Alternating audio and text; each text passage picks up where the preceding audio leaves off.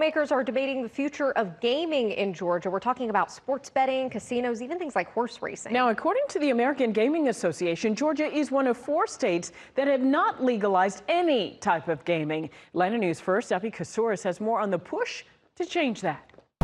Right now, gaming is illegal in Georgia, but on Monday, a committee put it back in play. A long-fought battle between businesses and sports teams and conservative religious interests expected to come to a head next legislative session. We've been talking about this issue now since my hair was black. There he goes. Chairman Stevens has to bring up hair, and I say we've been talking about it since I had some. Quips from lawmakers at the first meeting of the study committee on gaming.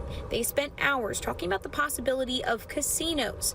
Ed Clark, president of Echo Park Speedway in Henry County, says if legalized, they want to put a destination casino resort near the track. The project would create thousands of construction jobs and employ thousands of people after it's built. So if we build a facility at the Speedway, it'll be something we'll all be proud of. Lawmakers estimate casinos would bring in around $500 million in revenue.